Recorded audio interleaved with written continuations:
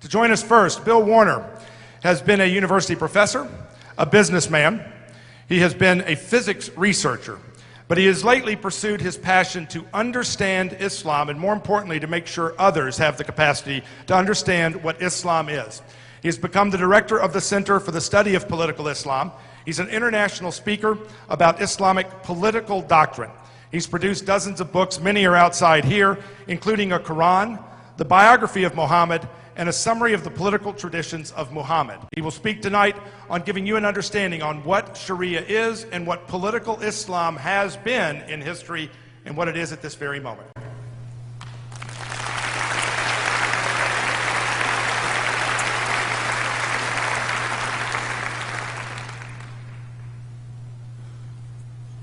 Well, I got a phone call this morning from a neighbor, and the neighbor said, Bill, you're in the Tennessean again. These are not good words. They don't like me. But she brought the article over, and I was amazed. There was a part of the article that I actually agreed with, the title. They were writing about Sam and Garrett and me. But what they said in particular about Sam and Gert is that we do not need outside agitators defining American values. And I went, you got that right.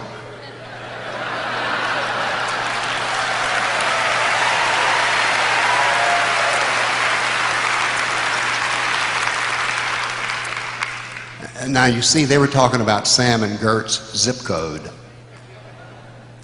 But you see, Sam, Gert, and I are all neighbors because we live in the same civilization.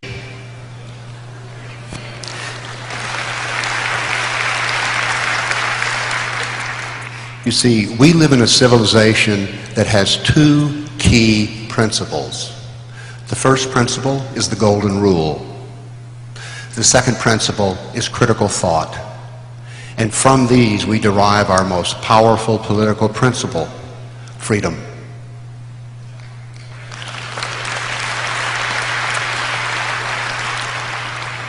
Now that seems pretty obvious, but there's another civilization which is trying to define our values, and I must say has successfully defined values for a lot of people for over 1,400 years.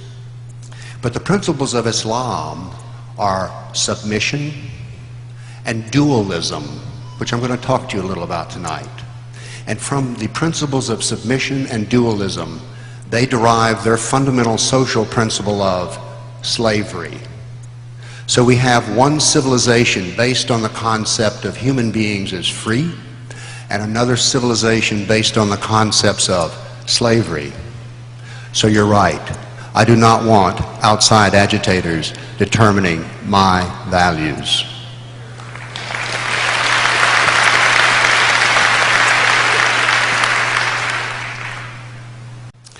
Now, when I actually read the article, it was the usual. We had the morals police, the protectors of virtue. And what we had in the article was that they're protecting our virtue by declaring that people like me, Sam, and Garrett are immoral. All right, we're bigots, we're haters. But you know, that's not quite the way it works, because we do have morals and we do have principles. As a matter of fact, we have good ones. But I want to talk to you about the fact that this piece was mostly comprised of opinion. And we don't need opinions, because opinions are a little bit like elbows in that at least everybody's got at least two of them. What we need are facts. But the most consistent message that we are delivered by the media is there are no really facts about Islam. There are merely opinions, and we're told to listen to the opinion of this professor or this imam or this person on some TV station. We can't do business like that. I'm a trained scientist, and I like facts.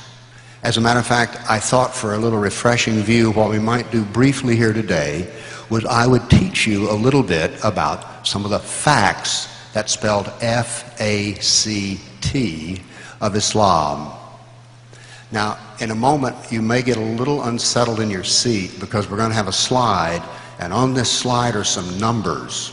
But before we get to the numbers, I want to explain to you why there will never be an agreement between the people in the media and me. And that's this. I want to tell you a little story from Mohammed's life. This is well documented. There was a day in the city of Medina when Mohammed sat next to his now 12-year-old wife, consummated at 9, and they watched as the heads of 800 male Jews were removed. The women had already been sold into slavery, and the children adopted into Muslim families. Now, this is a fact. Every Muslim agrees with this, but it defines something, which are the 3 different views of Islam. You see, there's the first view of Islam, and that is by Muslims, and that this was a wonderful day of complete triumph because the Jews had denied the prophethood of Muhammad. And for this, they paid the ultimate price. For their own intellectual freedom, they were murdered. Now, the 3 views are this. For the Muslim, this was a day of triumph because now Medina was Judenrein, freed of Jews. Because when Muhammad got there, it was half Jewish. But on that day, Islam was triumphant. Now, there's another view, which is the view of mine. I am a kafir, K-A-F-I-R, a non-believer. And from my point of view on this day, it was a tragedy. This was an act of evil. This was a war crime. But there's a third view, which is the most common view we find in the media. And that view is this. That was then, this is now, we don't need to be judgmental, and the West and Christians have done worse. So there you have the 3 different views. Now notice something. These will never line up. So this means that people in the media who are apologists for Islam will forever disagree with those who are kafirs and who actually know some of the facts of Islam. Now, I want to take just 1 or 2 moments here to show you some facts. The first slide. Now, it's a bar chart. Don't panic. This is actually pretty easy. When you think about Islam, you think it's about how to be a Muslim, right? But take a look at this. This says that 64% of the Quran is about the kafir.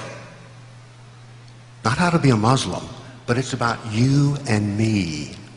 Now we're going to introduce 2 new words, the hadith, which are the traditions of Muhammad, and 37% of them are about us.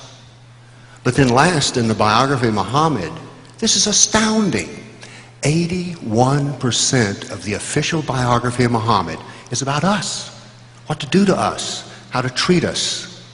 So you see, when we're dealing with Islam, and they seem so skillful when they first meet in playing us, there's a reason. They have an operational manual. They've been working from this operational manual for 1,400 years, and it keeps working. Now I want to teach you one other little precious fact here. Next slide. You've been told 2 lies about Islam. The first lie is that it is a religion. It is a complete civilization. And since so much of it deals with kafirs, it's mostly about politics, because you see, we're not involved in Islam. We're totally outside of it. So this is Islam's political nature. Okay, here's the take home. 86% of the Islamic sacred texts are about Mohamed, not Allah. Islam is mostly about Muhammad. Next slide. This is Muhammad's success curve. I'm a scientist, I love curves. But look at this one closely. This says that Muhammad preached the religion of Islam for 13 years and got 150 people to join up with him. He went to Medina, where he became a jihadist and a politician, and we have a successful formula. Very successful. When Muhammad died, there was not a single enemy left standing. The religion, if that's all he had practiced, would have resulted in about 300 to 600 people being Muslims when he died. Now think about what I'm telling you here. Islam is primarily a political system. And again, when we see Islam and it comes into our society and it plays us like fools, there's a reason for this. They've got a manual. And we don't have a manual. We're having to develop one as we go on.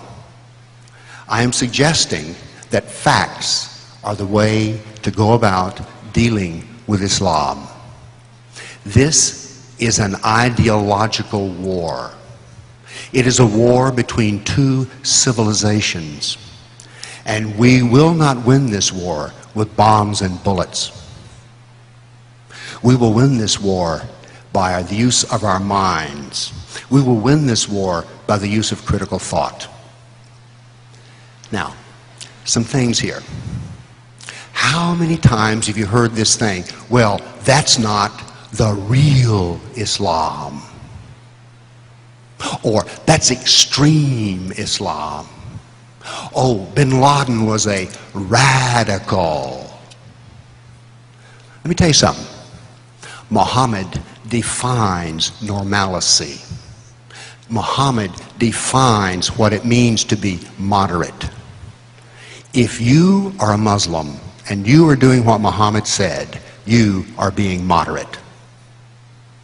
These are facts we're going to have to learn to deal with, because we are going to have to engage Islam, not in opinions. We do not need opinion-based reasoning. We need fact-based reasoning. And we need people who will stand up not for the oppressors, but for the victims.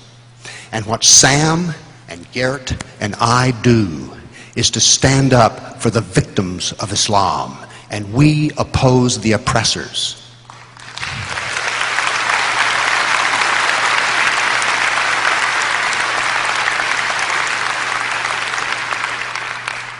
So I ask you to join me, Sam, and Garrett in an ideological war. And this war is crucial. This war was failed in Turkey, which used to be Christian and is now Muslim. This war was lost in Iraq, which used to be Christian. This war was lost in Egypt, North Africa. This war has been lost again and again. It's here, it's now. And we have to prepare for a war. But it's really easy, because you see, once you know the facts of Islam, you discover something.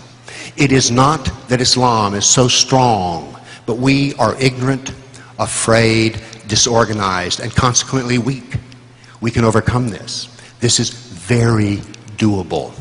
I invite you again to join me, Garrett, and Sam. Thank you.